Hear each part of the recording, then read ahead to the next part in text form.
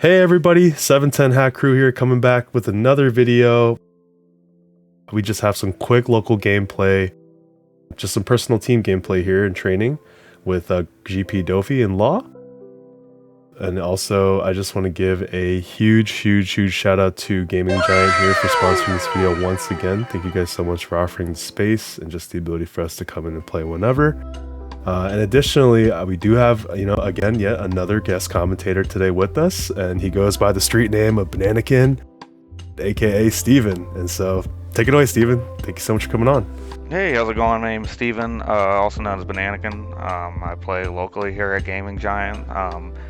Odo and I myself are part of the sponsored team to go out and do events, and I'm happy for the opportunity to be here. Thanks.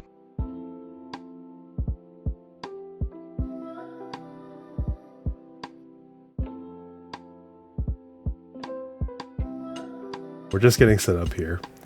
I do know that recently Bananakin over here did do pretty well at a regionals. And so I was just curious if you could tell us maybe about some of your experiences there this past weekend.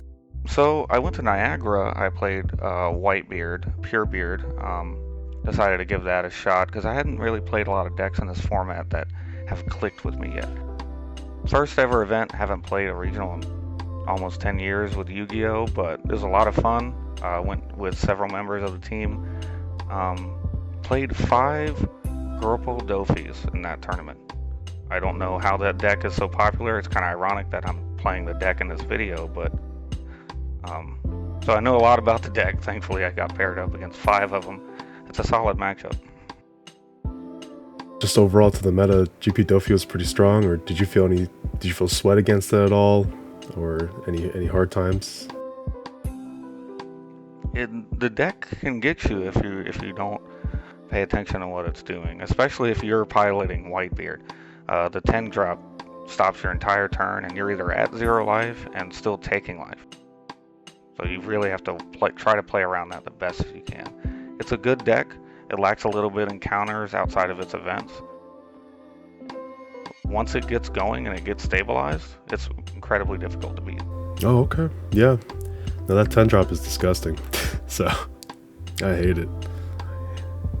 Alrighty, folks, let's start off the game here. Looks like you're going first here. Or no, second. Jeez. Second. Law went first. Ideally, here you want to try to rest Law as much as you can. Try not to give them cards in their hand. You have a lot of tools here to do that. You have your Sugars, you have your Punk Gibson, but typically you're not going to play anything on that second turn unless they played something on their first turn.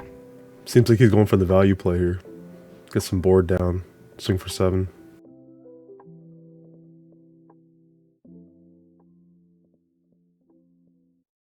So I try to go down to 2 life pretty quickly with this deck, just because you place under Bagawa. That additional ramp is pretty good because you have Utas, some of them play Queen, and then you have the Guild Tesoro. So you have a tendency to have to minus Dawn before you get to your 10 drop. And the Bagawa at 2 life to give you that free ramp, either out of hand or out of life, is pretty helpful. Oh, I can see that. Trick your opponent out too with the swing.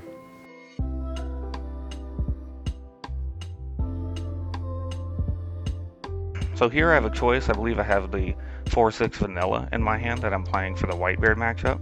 I can either drop that for a 6k presence on the board, or I think I also have Sugar here, if I remember this game correctly, in which I can start to control the board and try to slow down his shambles turns as quickly as possible. Ooh, Buena Vista for the search. Start off the game right. Typically, if you already have your Doffy in hand, this is a free search. You run the risk. There you go. Yep, that Luffy is MVP. And what, you got 2 of them, I think, in your hand already? I believe so, yep. Jeez. And there's the Sugar. And the Sugar coming down. So at this point, it's already off the board. You have a difficult choice here. You can either take away the Nami that's going to shambles later, or the 2k that you know is probably going back into their hand. But I try to eliminate the searchers first.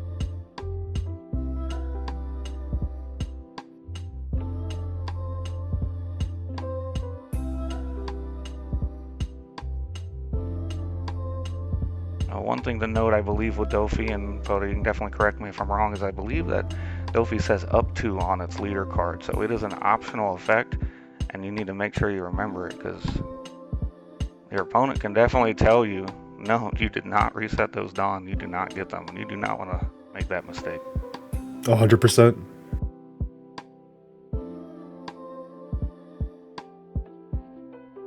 I hope some of those GP Doffy players like learn some of those hard lessons this past regionals if they forgot to.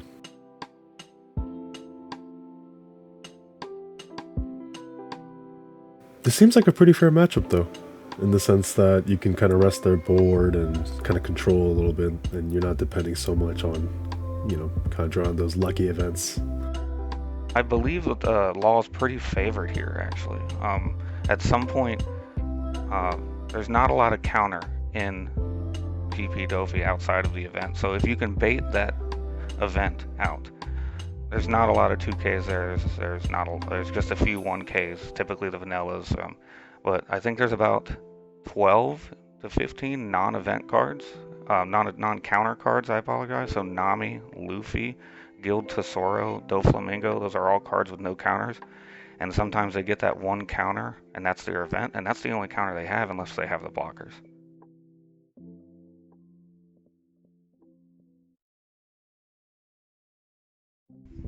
Yeah, the sugar is tricky. The ability to rest anything, not just what you played, can get players from time to time. So here he swung first before making sugar activate, in which a lot of players will try to rest what was played, but knowing that he already swung with leader and he only has the brook to attack with, that's why I chose the brook, because now I know the sugar is safe this turn unless he plays a rusher out of hand.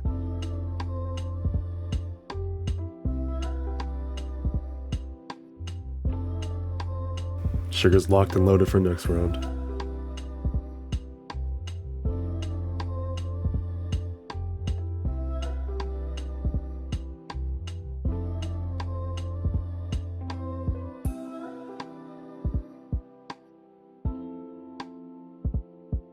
So here I know what I'm going to play this turn. Leaving 5 Dawn up, that's probably the Tesoro coming down. I just want to clear the brook, try to give him as little cards as possible, and just keep controlling the board as much as I can.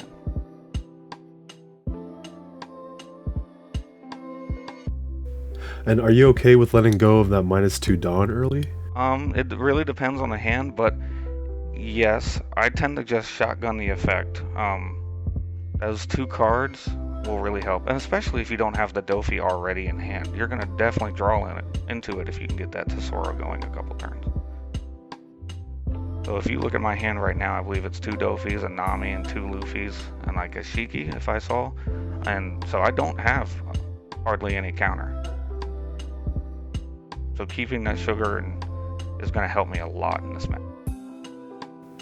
Sugar in a poker face. Yeah, it's the best that you can do in that situation.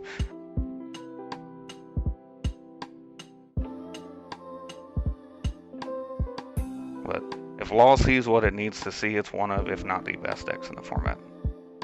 Oh, 100%. I'm with you. And in the right hands, or diabolical hands, as some people say, just never stops. And here comes a 2K.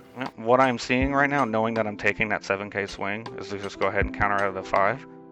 And I love that he's attacking first if I see this during the game, is because that increases the odds that my sugar is going to keep annoying. It's going to gain some value here. But here I'm likely thinking, okay, he's going to play something else, force me to rest the Otama, but he plays the Bonnie, and I'm immediately going to rest that. I don't need to provide any searches. And here I expect my sugar to die. 0 Otama and the 0 sugar. I'm probably going to counter that if I can, but I do see a replay of the Bonnie and a pass. Oh, there we go. There it is. See the hand there. Yeah, and I'm 100% leaving that. If I will pitch that vanilla just to keep that sugar going to annoy him as much as possible. Do you feel like watching yourself in a replay finally for the first time? Do you feel any different, or do you feel confident that you played it exactly how you're kind of commentating on it now? In this game, I've been playing this game, this deck a lot. I'm pretty confident I handled this not too poorly, at least so far. I do notice that I need to lose some weight, but other than that, the game looks pretty good. So I'm just clearing board here as much as I can. Now that Vesta is getting value into the Otama, and this is my 8 Dawn turn, I believe, so definitely that Luffy coming down more than like. Maybe into a Nami search. Because this board is just not pressuring me. I don't think Enrique likes Enrique's the sugar. not having a good time. That's okay. We talked about it after the game, and I think he learned a very valuable lesson about killing that sugar as soon as possible. Oh, yeah. So now I'm swinging 6 at 6, just to try to get more cards out of the hand. Or to just clear the board. Unfortunate. It's a huge card loss for Law right there.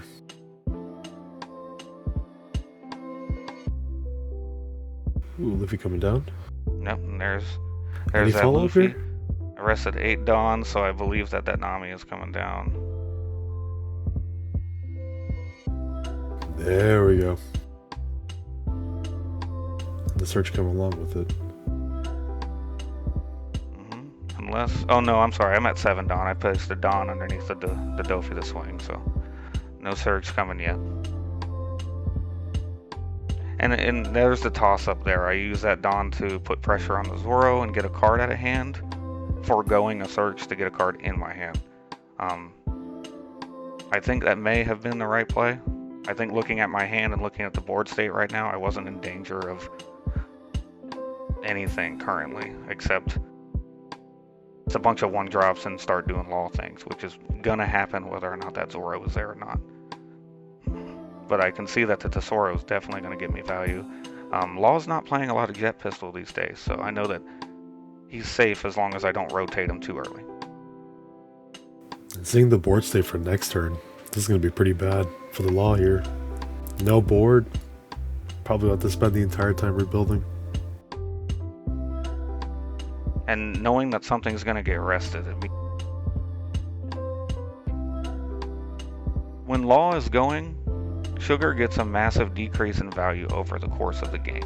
Once the shambles are going in, they don't care about what gets rested. They have the restand Law if I rest something with high attack. They have multiple on-play searches. So that's the goal here with Doffy. Try to get your Pump Gibsons to get the maximum amount of value that they can. Sugar is a great card to try to get value out of them. Just slow them down because their high end is almost unstoppable. I always say the second I see the third Bonnie, third Law off the Bonnie, I'm done. Let's go next. I'm good. Okay, I was about to criticize myself for not resting that Sugar, but it looks like I realized. And I'm OCD, so they have to face the same way. Otherwise, it doesn't count. So this is now looks like a 7K swing. And if I'm picking on my cards, it might be at life. Ooh, the ball coming down here with an extra 1K. Oh. Though that also, I'm not sure here if he had swung at Sugar here. It's possible that he was swinging at Sugar, so I was just trying to block. But here comes the Law. There's another. Yep, and that's the second Law that's been hard summoned to this game. So Enrique's in a bit of a tough spot here. That Sugar is causing havoc. So that Sugar's lasting another turn now. And I think he has to raw cast that Law. I don't think he got off the Law leader ability. Yeah. We still got 4 characters. And this is what you want to do against Law. You just kind of want to control the board, and you want to take your time and make sure you swing at appropriate targets. Stuff like Katakuri, stuff like Whitebeard, it's free to go ahead and just swing at life. You don't have a lot of time, just big swings at life is completely fine. But here, Enrique has not taken a single life yet. I don't want to give him any cards more than necessary. But now that I'm at 10 Dawn, I think it might be time to start swinging. So, swinging 5. There we go. Let's see if the Nami ability comes down. Oh, no Nami ability. As a dead giveaway if you're playing against the deck. If they're swinging 5 with Nami and not using the effect, you know the big guy is coming down. Undrop Doffy is quite the card. I was swinging 5 there initially to try to see if I could bait the block with the Law just for a free freeze. But Enrique having 4 life, making the right call and just taking it. You need to get those cards in hand. And this is where Law's board can get out of control.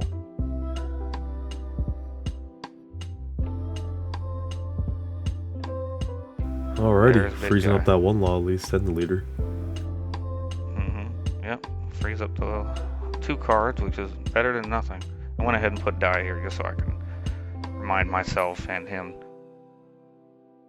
Oh, first. And this is where Tesoro gets their value. I'm minusing 2 Dawn, going right back to 10 next turn and getting 2 free cards.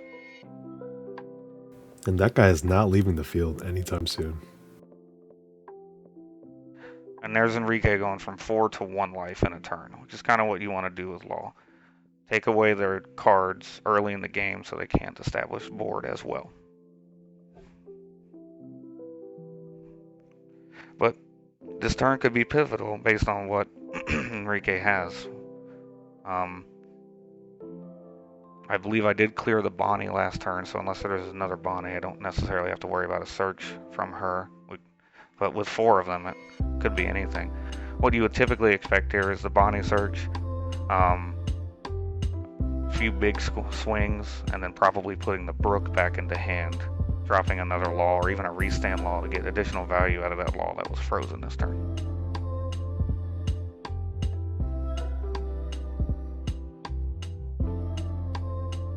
For some reason, I'm not able to play Law. I absolutely stink with it. Likewise. I try my best, but every time I shambles, I fail. I'm on that Unga Bunga Zoro brain. I play it for too much now. Can't stop and take my time that Law requires. Yeah, as I commentate more and more on these videos, you know, within now and the future, I think the running joke will be, I am a stinky Zoro player for now and forever.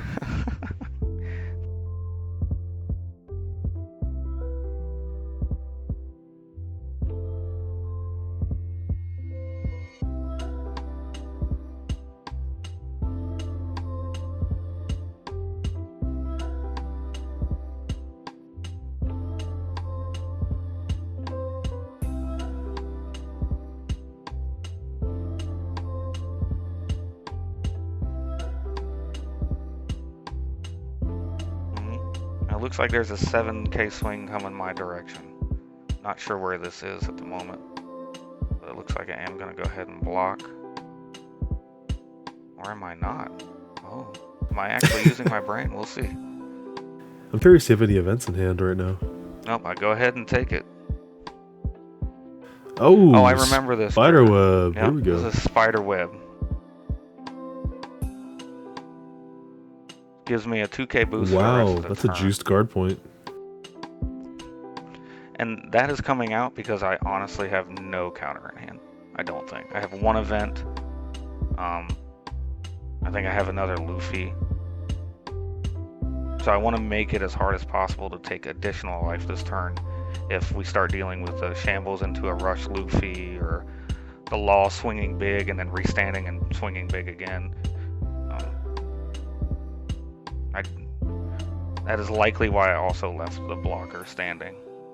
And at this point, you're not even afraid of the rush Luffy, because you have at least a couple counters. Right, yeah. There's a 7 at 7 coming my way. Either that or, let's see, maybe at the Tesoro or Nami. At this point as Law, with me being at 2 and now 1 life, Enrique's goal is likely to just go ahead and kill me. It looks like the board is uncontrollable. At some point in the game, you gotta just go, alright, look, I'm not gonna deal with her board. I have to try to kill them. And there's the Boggle, so that was at life. And I see the Dawn thing you're talking about. You know, if you were at, let's say 7, and then 3 back in the deck right there, it's like at least you get that 1 back for the 10 next turn. Right. And it especially helps if you're stuck going first, you know, to be able to ramp 1, just to be able to play that Doffy as early as possible if you have it. I feel like as a Zoro player, I'm always worried about that restand 2 Dawn at the end of the turn. It's always freaking me out with the events and the fact that they can just restand anything most of the time. And now this is the second Bonnie I'm resting with Sugar. Sugar is, you can see here, an uncontrolled Sugar is the absolute MVP in this matchup, and in most matchups, honestly.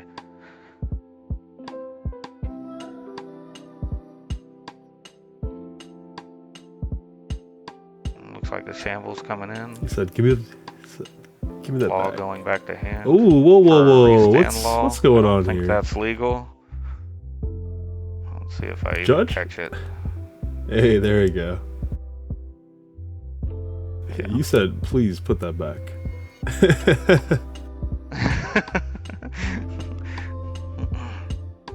Yeah, make sure he gets his Dawn back. He gave you the hand emoji. Well, that's okay. Yeah, whoops. Well, that's good. That's why we're doing this.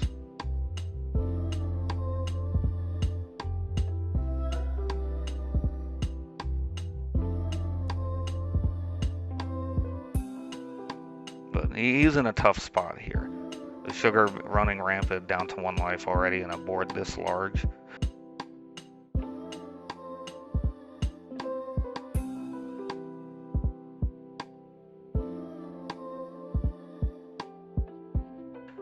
It definitely was an interesting choice to swing with that other blocker Law, and that was probably because in their head they were going for the restand and it wouldn't matter, but now that's 1 blocker I don't have to worry about for next turn. But here's that Luffy we were talking about. You're probably waiting for it at this point. Yeah. You know, knowing what usually is in their hand. Well, that's their end game against Doffy, you know. Let's see. You got 4 Luffys, you got 4 Utas typically. A lot of decks are running Queen as well as Diamante. So that could be 10 to 12 solid blockers. But blockers. And you know, I could totally see why you were saying this deck is a little bit scary against each other, just because if he managed to get you down 1 more life, I mean, at this point, it's, you know, it's pretty hard to come back from that one. With the Rush Luffy not being able to be blocked with that. Right, with that, and here's a 7 misplay drop. I think I made on my part. I let the Sugar go here from the swing from the Brook. Knowing full well he's already shambled and there's no additional cards that are really going to hit me this turn, and that the Luffy's probably just going to be unblockable anyway, I probably should have blocked there with the Luffy to get the free block on the Brook swing, so that way the Luffy has to either be forced now to finally kill the Sugar or just go for life, in which I'm in an absolute amazing position. That Luffy's not going to last next turn. There's no blockers on the field currently. But I was probably nervous about something unforeseen happening, but I could have gotten a free block there with my Luffy and saved my Sugar for another turn.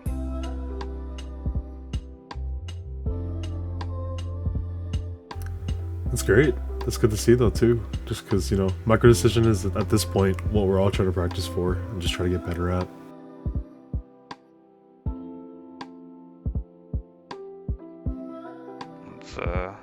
It looks like that's another hard summon Law, bringing the Brook back. So I think that's the only shambles we've seen so far, and that's kind of what you want to see if you're playing against him, with any deck, but specifically, there's me giving you your stuff back. I was going to take it home, but... We can't, it's Wills. And by the way, shout out to Wills if you're watching this. Thank you so much for letting us borrow your camera gear. We really do appreciate it. Wills is MVP. Oh, there's an unblockable swing. So I figured an unblockable swing was coming, but I could have done a better job there to prepare for it by blocking earlier. At this point, because I know I don't have much counter in hand and the game is kind of swinging my way, I think I have another Doffy or at least another blocker, or I know I'm going to go for game in some capacity next turn. I just go ahead and let the Tesoro go.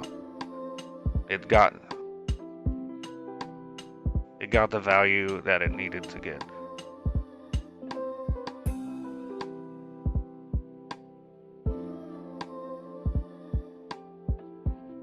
But here's me deciding, I believe he has 5 cards in hand. Whether or not I just want to go ahead and push for game. I think at this point you're pretty safe, you know, knowing how many cards he has and knowing how laws usually keep at least a Donna for Rad Beam. So I know that this right here is either the life taken or a full-on counter or even a block, you know. As well. Right. Oh, there you go. I think he Game saw that I over. was going to push for it. And then look, let's see. 2K, so he only had 4K in counter. And a Buena Vista to, like, oh, jeez, that's rough. And that was a tough decision there too. I knew I was in a good spot. That initial swing was kind of just a check. What are you going to do if I swing at life with my biggest character? I just think that, again, this matchup was actually pretty favored still with the law, even as much as he was breaking. You know, I feel like, again, MVP was Sugar. Without Sugar there, I feel like a lot of the magic wouldn't have happened this round after watching it together. No, absolutely. I feel like Law is a matchup I don't want to see. Even with all the blockers that I have, a lot of stuff has to go right. Not as unfavored as, say, like a Katakuri seems to be. This is going to be the wrap up for the video here and just a quick little round in practice that we had together with the GG team. Again, I just want to give a huge shout out to Gaming Giant again for letting us borrow their space for that evening. Again, shout out to Wills for the camera equipment. And lastly but not least, thank you, Steven, so much for coming on today for today's episode and just being able to co-commenting together on your gameplay yourself. Yeah, absolutely. It was a lot of fun. Thank you for having me.